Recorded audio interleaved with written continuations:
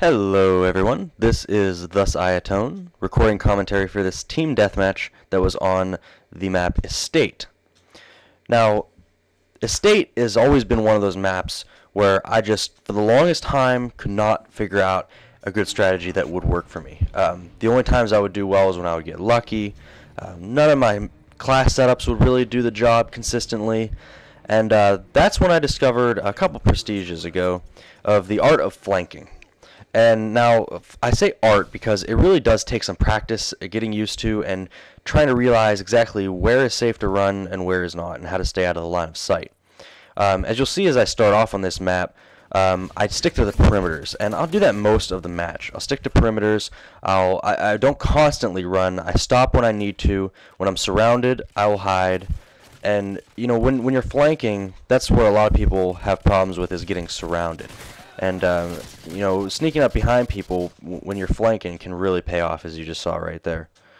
And then, you know, right here, basically, like when you're surrounded, in the way that I am right now in this match, the best way to go about it is to put a wall at your back, hide out for a little bit, wait till you see someone, get them, then move to another spot close by, and that way you can constantly make the enemy think that they've got way more enemies around them than they really do, because in actuality, as you see on the map, I'm the only person in my team that's not in the estate. So my job basically as a flanker is to make the other team keep checking their backs, and it allows them to be susceptible to forward fire from the rest of my team, as well as providing the rest of my team with kill streaks, and ending up getting about half the kills of the team this match. I actually don't think I die until about 6.5 minutes in, so hopefully you enjoy this match. Like I said, flanking is really an art. One thing I've found is better to do when you're flanking is, you know, no route is too far out of the way when you're flanking. There's a lot of areas, especially on maps like Estate and Derail especially, where they've got so many areas of the map that just plain old aren't used. And I take advantage of those areas. I will run as far out of the way as necessary. During this match, you may see that there may have been a quicker way from A to B where I was headed, even though I was flanking.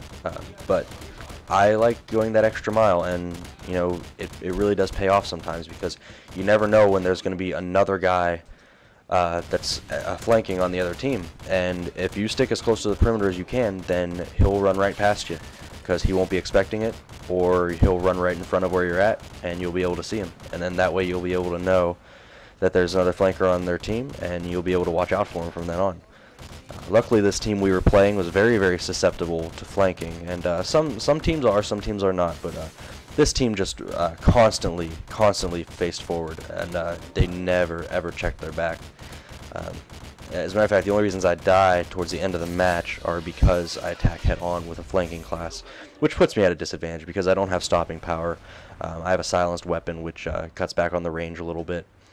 And my flanking class that I use on both Estate and Derail is a silenced UMP, which is the UMP is all around just a fantastic weapon. There's really not that many situations where it wouldn't come in handy. I equip a Stinger as a secondary, just because as a flanker with a Stinger, you can really, especially if you're using cold-blooded, which I highly recommend for flanking, you can really do some multifaceted damage to the other team.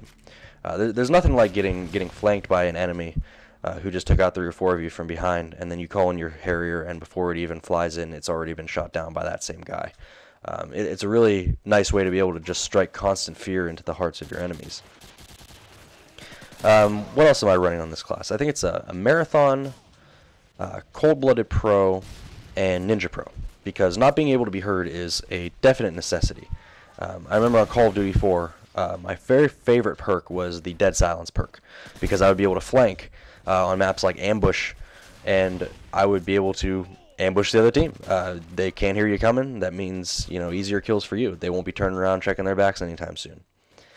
Another reason this team was weak was because you know, I always check your radar. That'll help you guard from flankers that are using cold-blooded, because you can't hear them fire because they're using silenced weapons. You can't see them on UAVs when you have one up. But in order to use the radar against flankers, watch where your own team members are. Because if you end up seeing your own teammates disappear from the map, then you know that they're being taken out silently, and you know that there's something that that's going on. You know to check your back more often. And see right there, that guy, I actually didn't stick to the perimeter as much as I usually used to, and it almost got me killed because I ran in front of a person instead of behind them. But luckily, his teammate that was standing there didn't check his back, which is always something you need to do if you know you're being flanked constantly. And here's where I get into a little bit of a head-on firefight. And the end of this match has a pretty nifty kill on my part. I really wasn't even thinking about it, but it's something I strive for on almost every TDM. And hopefully you enjoy it. And I appreciate all the subscribers I've been getting. I hope you like this very informal guide for specifically flanking on this map. See, as you'll see, I just flanked them from behind the boathouse area, which is where they've been spawning. And they've been kind of spawning in this B flag building right here. And usually I will just go all the way around from the power plant, but I noticed that last time I did that, there really wasn't anyone coming from that B flag building, so I figured I was a little bit safer to run up straight through the building and get there quicker.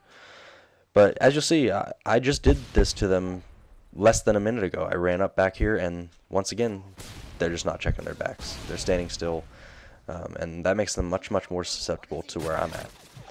And see, when you're flanking and you run out into the middle of the map instead of staying in the perimeter, like I just did, that's when you end up getting owned by the other team. This match is winding down a little bit, and I hope you've liked all my videos so far. I know watching them back, the sound quality has been much better since I switched to a different microphone. And I really appreciate comments, and anything you'd like to see, just let me know. And yeah, I'm really enjoying this video posting thing. It's got me very excited every time I hop on Call of Duty, because I'm hoping that I'll get a match that I'll be able to show everyone that is worth their while to watch. And here you'll see my game-winning kill, and I hope you enjoy it. Next match that I will be posting is another informal flanking guide, this time on derail. And there it is, my game winner with the throwing knife. And we'll see it in slow-mo real quick. And I believe that is my 15th game-winning kill with a throwing knife. Easily my most impressive one. So yeah, rate, comment, subscribe, and I'll talk to you guys later.